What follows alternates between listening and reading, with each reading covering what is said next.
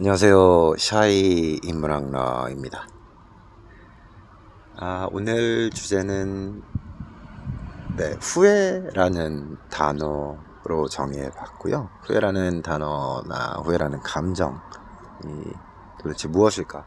어떤 것으로부터 혹은 아니면 어떤 생각들 때문에 만들어질까 하는 생각을 해보다가 이번 영상을 제작하게 되었고요.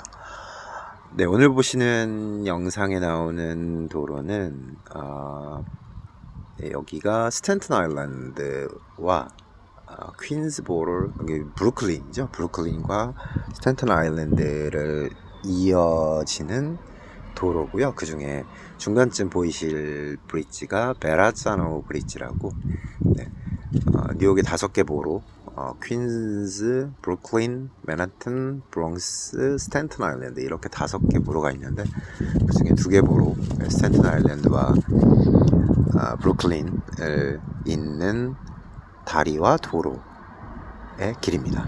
굉장히 뭐라고 할까요? 조금 한적한 느낌, 아니면 굉장히 도심 안에 있는데도 뷰를 보시면 아시겠지만, 맨하탄 바로 밑에 위치한 곳이지만 굉장히 외곽에 있는 좀 한적한 느낌을 받을 수 있는 그런 도로예요.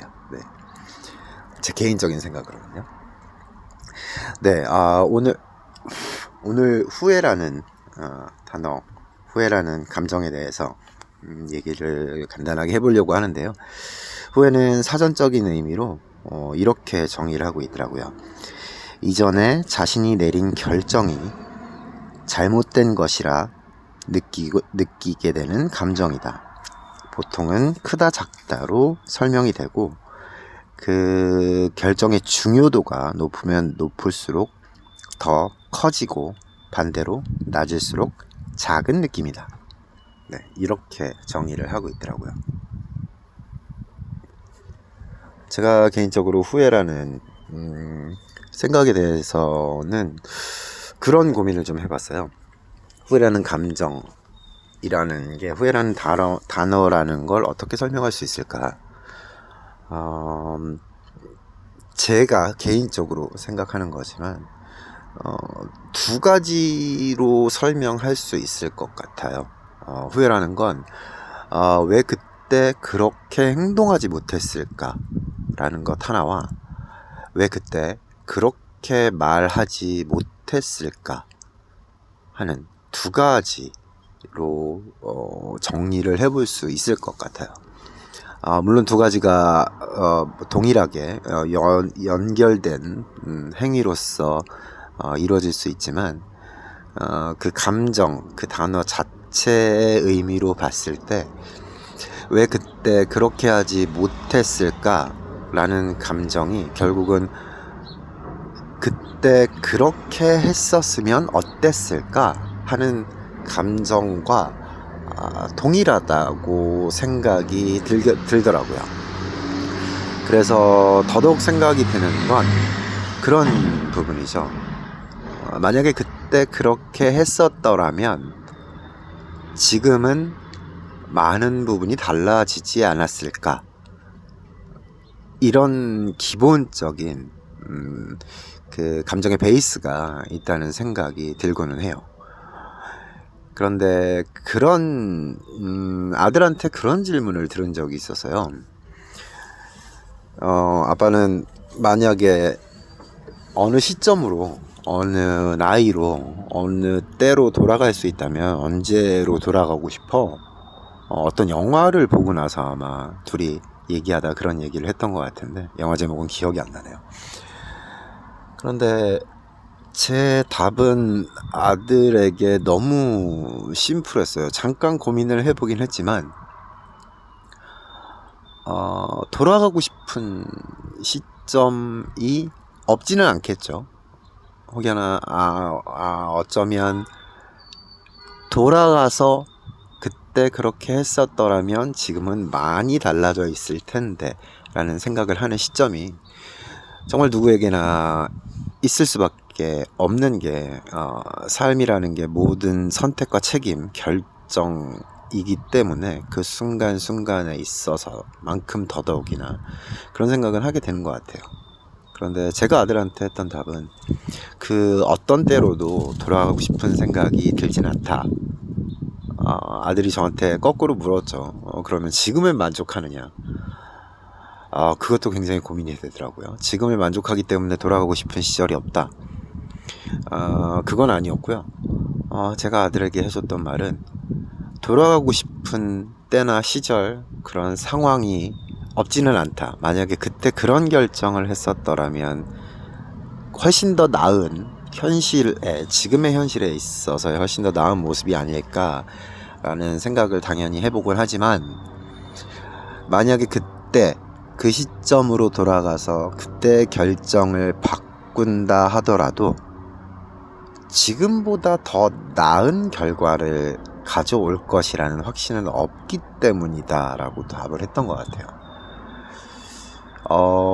후회를 한다는 건 그때 그렇게 하지 않았기 때문에 그때 그렇게 했었더라면 지금에 반영되는 현실이 훨씬 더 나아져야만 한다는 감정이라고 생각이 드는데, 제가 생각했던 건 만약에 그때 그 시절 그때 그 결정의 순간에 내가 말을 했었더라면 혹은 하지 않았었더라면 지금의 만들어질 결과론적인 상황이 내가 그 후회라는 감정 혹은 그 상황에 대해서 다시 되짚어보는 감정상의 상황과는 결과론적으로 굉장히 다를 수 있다는 거죠.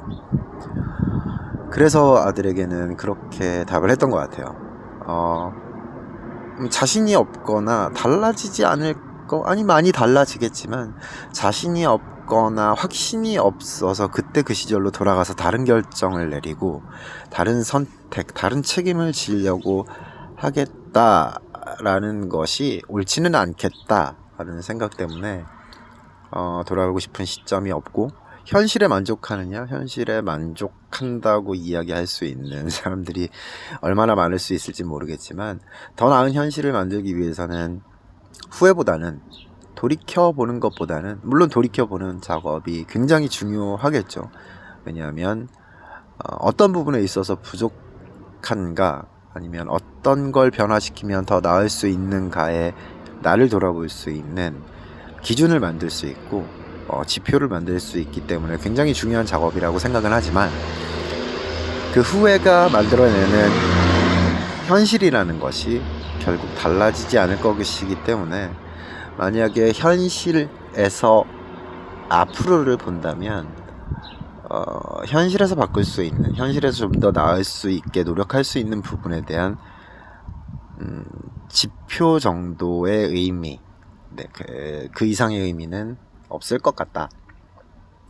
앞으로를 더 잘 만들기 위한 과정일 뿐이지, 그것을 돌이켜 본다면 이렇게 생각하는 건 많은 의미가 있지 않을 것 같다는 생각이 들었습니다. 그렇게 후회라는 단어를 생각을 정리를 아들과 이야기를 하면서 하게 됐는데요.